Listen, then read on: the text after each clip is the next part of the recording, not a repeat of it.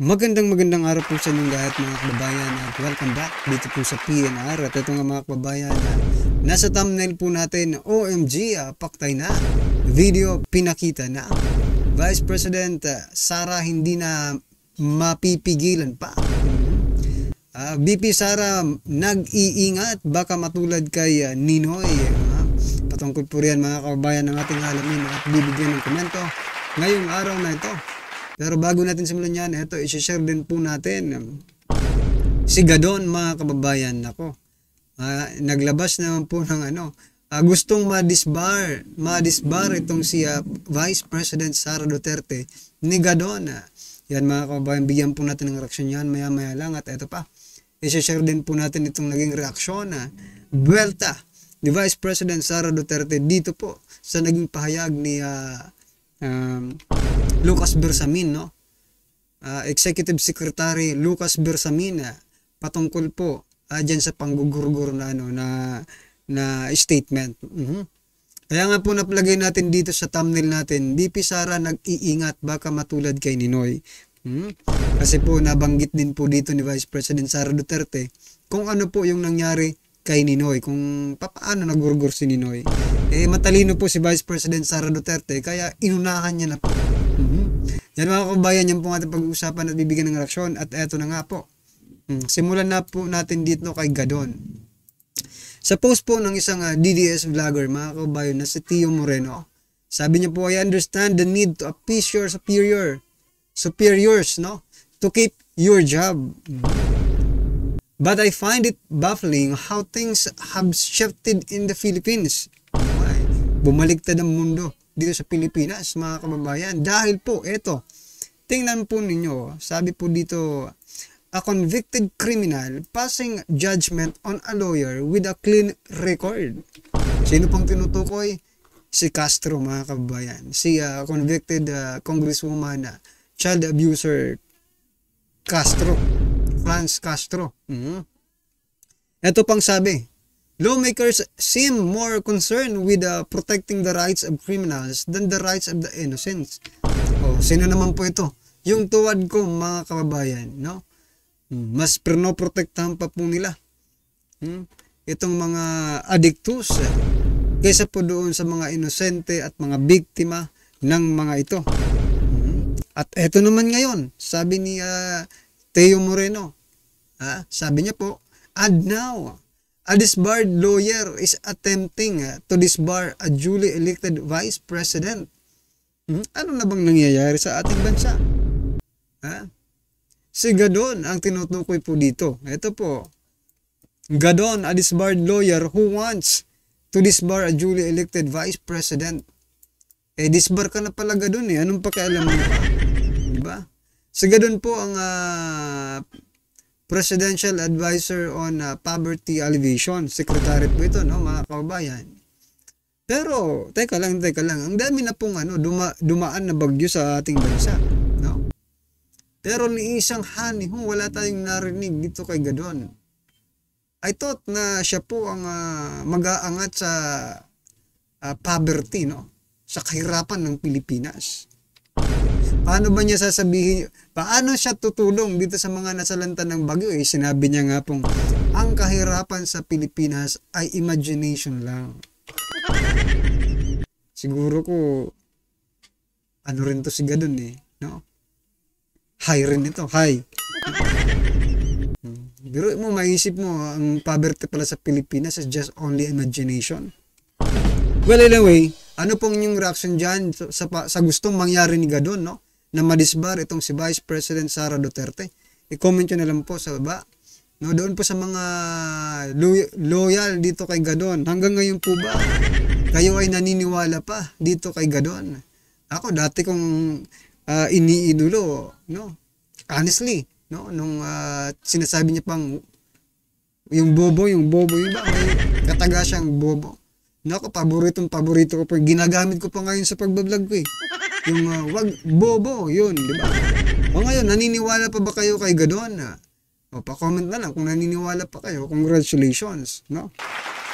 So ito mga kababayan, ito na po yung sinasabi ko, no? Kill me first. Ito po yung regarding po dun sa sinasabi natin sa thumbnail natin na BP Sara nag-iingat, baka matulad kay Ninoy. Ito, pakinggan po natin. My question now to the administration, is revenge from the grave a crime? So I have to die first. They have to kill me first. So now they can't kill me anymore unless they want to die. Remember, they are known for political persecution.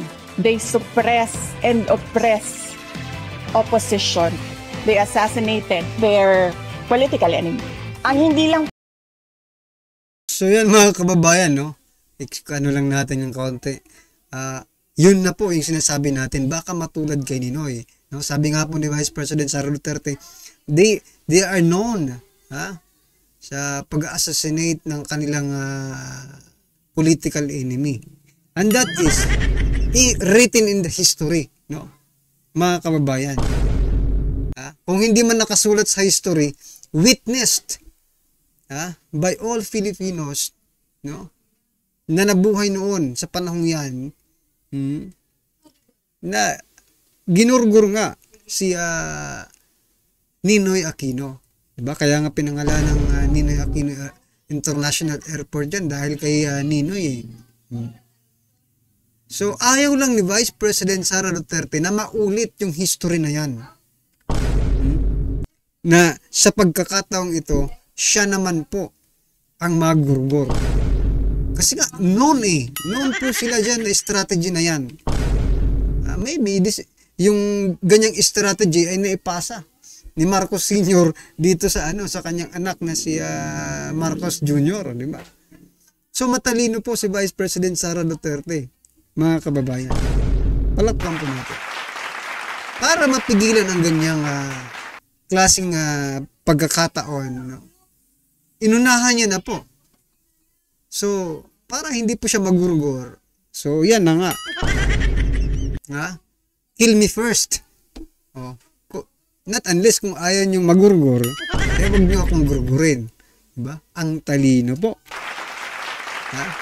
Ang talino po ni Vice President Sara Duterte. Bakit niya nasabi? Dahil nga po may history ang Marcos. Diba? Di ba? Nagigits na natin ngayon kung bakit pala nasabi yun ni Vice President Sara Duterte. Akala ko nung una yung yung kaya Attorney Lopez lang siya nagagalit kasi, di ba? Nadala sa hospital kasi nga hindi magandang kondisyon. Pero eto pala ang dahilan talaga, mga kababayan. So, anong masasabi diyan? Po nagawa ni Benigno Aquino Jr., hindi siya nakaganti kasi hindi siya nagbilin. But you know, Benigno Aquino Jr. is not Sara Duterte. So that's the playbook. Yes, lahat ng galaw ko, lahat ng ginagawa ko, kung saan ako, alam niya, alam nila, ganito ang gagawin sa security mo, imo-monitor ka. Well, that's one threat. Well, that is a possibility. You see what they're doing right now? They are. So tama po mga kabayan, tinanggalan po siya ng security, no? Pinalitan ng 24 na PNP officers, di ba? Yan po yung sinasabi ni Vice President Sara Duterte. Are undermining my security. Hindi ko pa dinidiscuss ang galing sa PNP. Diba, meron kayong mga naririnig ng akusasyon ng nakawan dito sa ating gobyerno. Naririnig nyo ba na millions ang ninanakaw? Hindi, diba? Ang naririnig nyo, billions ang ninanakaw. Napakaliit na amount ang 150 million. So bakit kami magnanakaw ng 150 million? Ang problem sa 125, binigay siya sa amin December. So yan mga kababayan, tumpak na tumpak, tumbok na tumbok ni Vice President Sara Duterte. 150 million ang kanilang iniimbestigahan, pero ang mga ninanakaw, billion-billion. Like for example, the flood control project budget, mga kababayan, saan napunta? Gayong sinasabing, tapos na ito 1.4 something billion ang ginagas araw-araw. Saan napunta?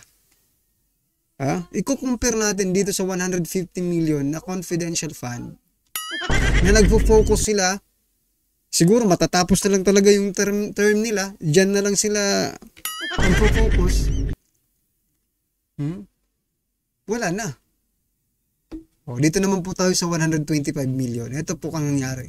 Na requirement in government offices, you have to utilize money before December 31. They cannot be divulged in public. It will compromise lives and security of personnel who are cooperating or who are nandoon sa kabila na asset. You cannot. That is why it is called confidential funds. So yan mga kababayan, hindi po natin alam kung itong mga congressman, congresswoman, nagtatanga-tangahan. Kaya nga confidential fund. Kasi it is very confidential. Hindi mo pwedeng i-disclose yan sa public. Pero ginawa nila sa confidential fund ni Vice President Sara Duterte. Pati na yung pati yung disbursement ng confidential fund, no? Pati na yung mga asset pinatatawag na. Tingnan niyo yan. So meaning ihaharap niyo talaga yung mga asset. No? Aalamin niyo talaga kung detailed by detailed kung paano ginawa yan, paano ginamit. Confidential nga eh. Yan na lang ang tanong. Tapos yung 125 million, alanganin na po yung kasi sa December, sabi ni Vice President, di ba, narinig natin na pag hindi nagastos, ibabalik. Yung confidential pong iyon, yung confidential fund na yun, is coming from the office of the President. No? May nag-comment nga parang naniniwala na ako nun sa sinasabi niya, na na-set up itong si Vice President Sara Duterte dyan sa binigay na confidential fund ng ating presidente. Na-set up po siya. Anong masasabi niyo mga? Parang ganun kasi talagang lumalabas Because of that confidential fund, nagkaroon ng investigasyon, we're in. Hindi ba dapat tanungin din ang presidente, bakit mo ibinigay yung confidential fund na alanganin na? Diba? Siyempre gagamitin na yon. Ngayon, tatanungin nyo kung paano ginamit, talagang gagamitin na nga dahil ibabalik sa national, sa pinanggalingan kung saan manggaling yan. Diba? Well, yung mga kabayan, ano pong inyong reaction dyan? Ang gusto ko lang i-point out dito sa video ito, no? Ang gusto lang straight out, yung sinabi ni Vice President Sara Duterte na ayaw niyang matulad kay Ninoy, no?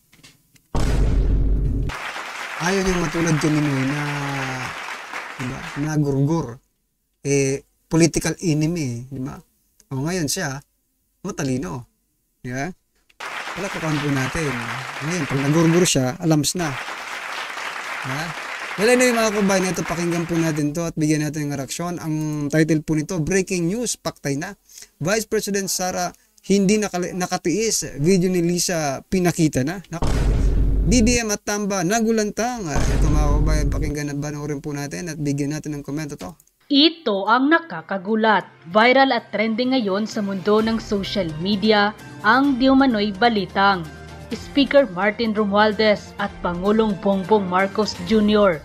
ang di umano'y tunay na problema at salot sa bansang Pilipinas. Pero bago ang lahat mga ka-update, kung bago ka pa lamang sa aking channel ay mag-subscribe ka na at huwag kalimutang i-click ang notification bell para mas updated ka sa lahat pa ng bagong videos na i-upload namin. At ito na nga mga ka-update.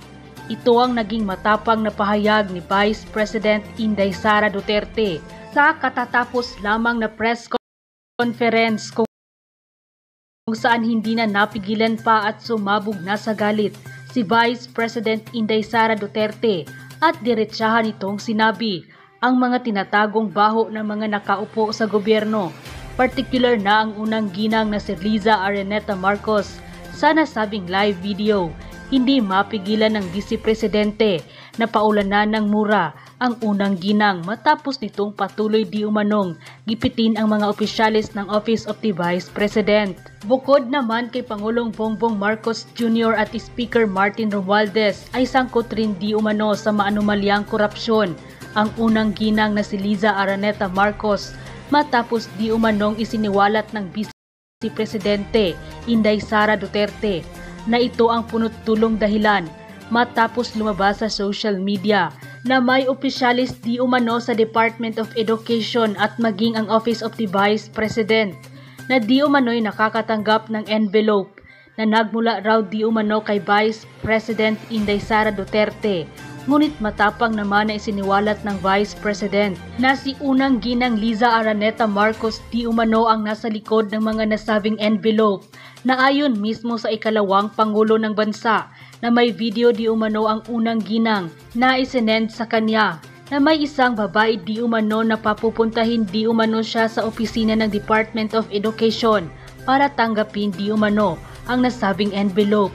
Hindi naman nakapagpigil pa ang Vice Presidente Sara Duterte at dito'y diretsahan nitong sinabi ang mga tinatagong baho ng unang ginang na kahit wala raw di umano sa gobyerno ay tila ang kapal raw ng mukha para magmandato sa mga tao. Saan ka raw ba makakakita ng taong hindi ibinoto ng taong bayan ay siya pa raw ang nagre-rina-rinahan. Talagang sukdulan raw di umano ng kademonyohan ng unang ginang.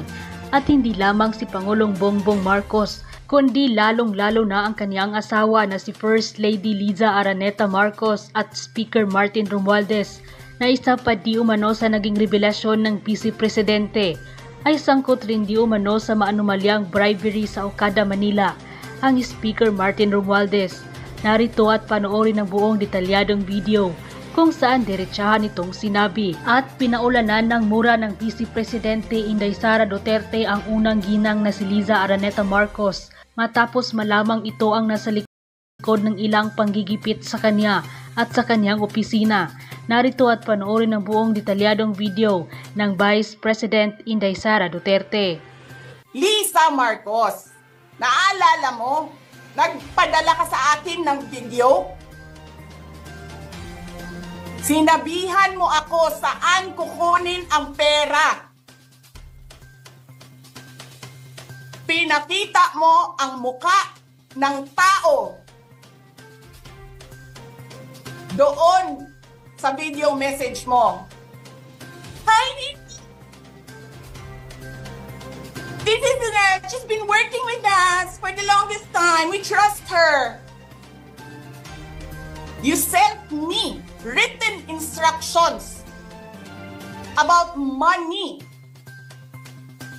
Millions a month. Anong nakalagay doon sa envelope? DepEd. Anong ginawa ko? Binigay ko sa DepEd. Utak na mo ka.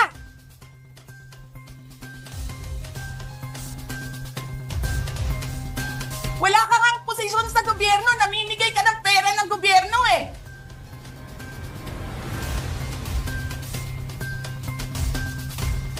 Sisirain nyo yung tangal ng mga kasama ko sa Office of the Vice President.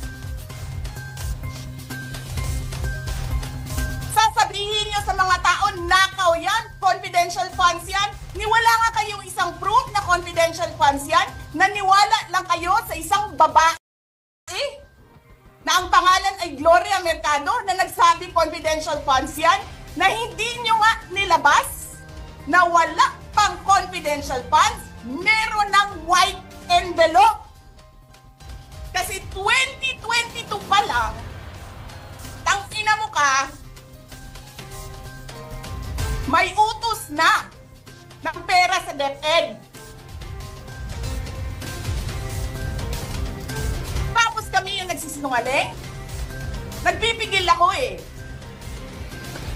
Kasi gusto ko lang magtrabaho. Gusto ko lang tapusin nyo na yung show ninyo dyan sa House of Representatives para makabalik na kami sa trabaho namin.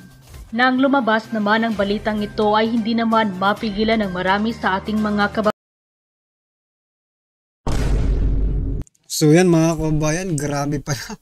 Grabe pala yung si FL Liza pala ang may pakana.